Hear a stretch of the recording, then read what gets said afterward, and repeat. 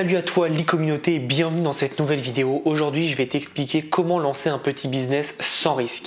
Alors, tout d'abord, c'est très important de lancer un business si tu as déjà une source de revenus à côté. Je te conseillerais jamais de te lancer à corps perdu, de tout quitter pour lancer un business où tu n'es même pas sûr que ça marche.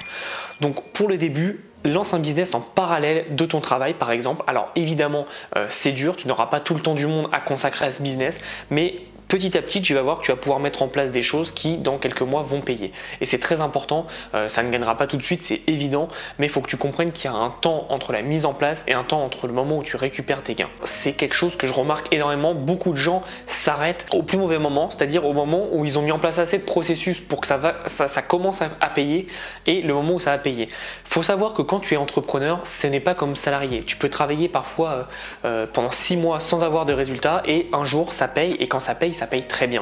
Donc il faut vraiment comprendre que tu ne travailles pas pour un résultat immédiat, tu travailles pour créer quelque chose. Tu crées des fondations et ensuite tu crées ton bâtiment par exemple, qui est ton entreprise. Mais il faut bien comprendre qu'il faut commencer quelque part et que le résultat final, tu ne l'auras pas avant très longtemps. Et c'est normal et c'est même très bien pour nous parce que ça veut dire qu'on est en constante évolution.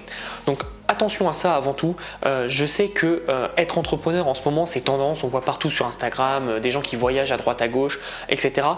C'est un peu du mensonge, dans le sens où oui, moi je voyage, j'ai une très belle vie, je suis heureux, mais faut pas se méprendre, c'est très très dur d'être entrepreneur. Si tu me connais, tu sais que je suis entrepreneur depuis plus d'1 an et demi et honnêtement c'est très très dur parce que tu es tout seul, tu fais tes décisions, ça impacte des gens, ton équipe, tu as des résultats, parfois tu peux faire des tests, ça peut complètement se louper, tu peux perdre de l'argent. C'est pas fait pour tout le monde d'être entrepreneur.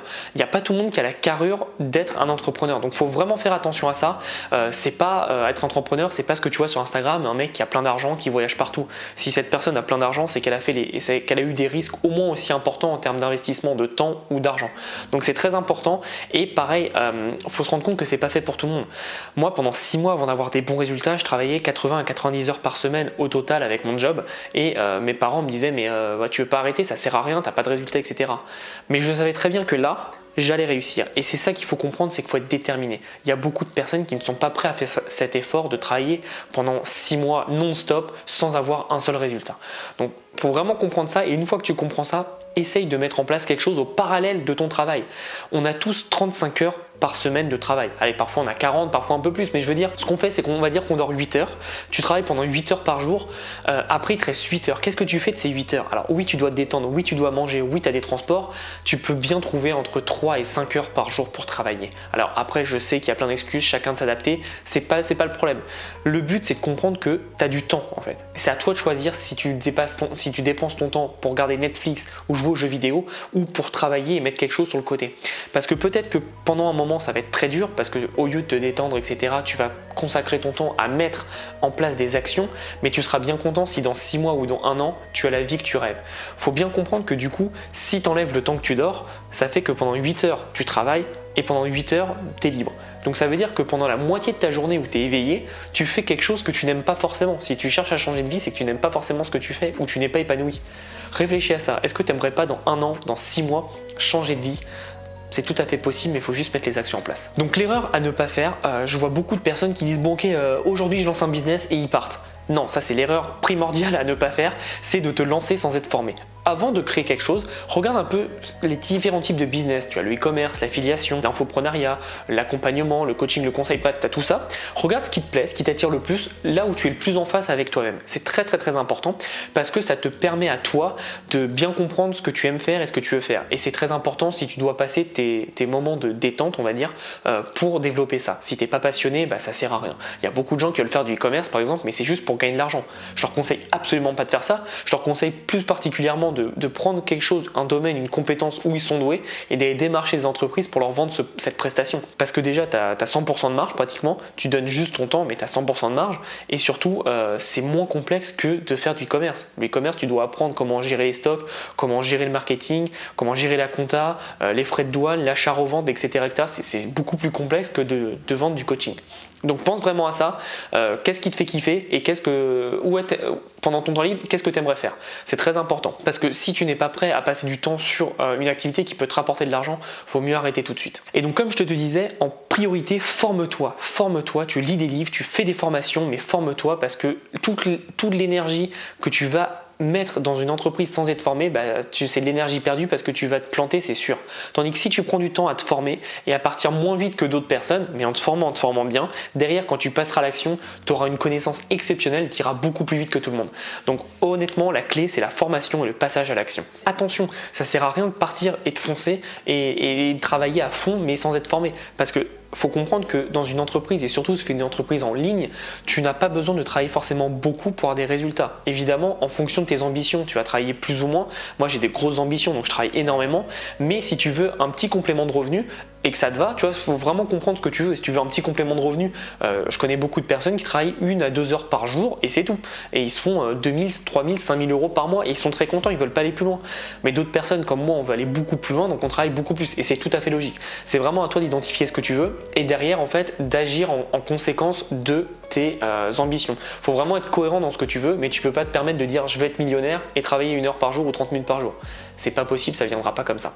Donc pense vraiment à ça et surtout comprends que t'es pas salarié, c'est pas tu dois travailler tant d'heures, ça va te rapporter tant d'euros. C'est pas comme ça. C'est quel est l'impact que tu vas avoir sur les personnes et plus tu vas impacter de personnes, plus tu vas gagner d'argent, c'est évident.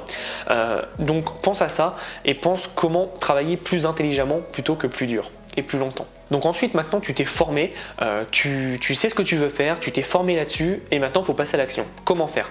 Je te conseille tout d'abord de faire un plan d'action. C'est-à-dire mettre en place une stratégie sur le long terme, mais fais attention à ça, faut pas que tu la suives au pied de la lettre. Tout simplement parce qu'en fonction de ta progression et de tes formations, de tes expériences, ton plan va peut-être dévier. Donc il ne faut pas tomber amoureux de ton idée de base. Il y a beaucoup d'entreprises qui ont des modèles totalement différents que ce qu'ils voulaient faire.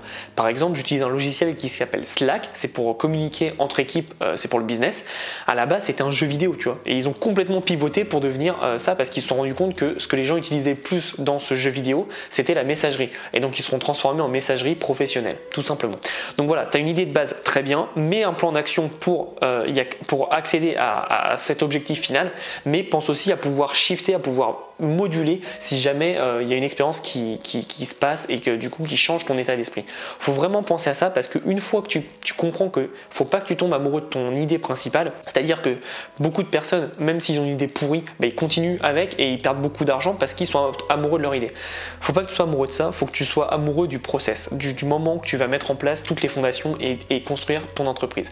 Donc une fois que tu as ça, n'hésite pas à pouvoir changer, mais surtout mets un plan d'action en place. Ça te permettra d'avoir une vision claire sur ce que tu dois faire au quotidien, pour la semaine et surtout pour le mois. En fonction de combien de temps tu as de disponible, tu vas forcément pouvoir réaliser plus ou moins d'actions, c'est évident. Mais il faut être conscient de ça et de pouvoir mettre en place, tu dis aujourd'hui, ce mois-ci je vais avoir à peu près 60 heures disponibles sur le mois, qu'est-ce que je peux faire, qu'est-ce que je peux mettre en place et tu notes tout et tu regardes par semaine qu'est-ce que tu peux faire et surtout par jour qu'est-ce que tu peux faire. Et une fois que tu as tout ce processus mis en place, tu vas voir que tu vas avancer beaucoup plus vite que les autres. Donc en général, quand tu vas commencer au début, tu n'auras pas forcément beaucoup d'argent, donc c'est le temps que tu vas pouvoir investir. Mais dès que tu commences à gagner un peu d'argent, si tu veux par exemple, si ton objectif c'est de quitter le plus rapidement ton job, je te conseille pas de reprendre cet argent pour toi et de te payer toi-même. Je te conseille de déléguer pour pouvoir grossir beaucoup plus vite. Et en fait, en réinvestissant dans ton entreprise le plus rapidement possible, peut-être que sur le court terme, tu n'auras pas l'argent que tu voulais pour toi, mais sur le long terme, tu en auras beaucoup plus parce que tu vas grossir beaucoup plus vite que des personnes qui font cette erreur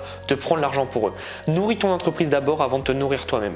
Et pense surtout que peu importe le business que tu fais, tu ne dois pas réfléchir à ce que toi t'aimerais comme produit, mais ce que tes clients veulent et ont besoin comme produit. Plus tu résous un problème profond dans le besoin de ton client et plus tu vas faire d'argent, c'est sûr. Et encore une fois, comme je te l'expliquais, sois cohérent avec tes ambitions. Si tu veux être millionnaire, mets en place les actions pour l'être, travaille beaucoup, mets en place des leviers qui vont te faire gagner beaucoup d'argent.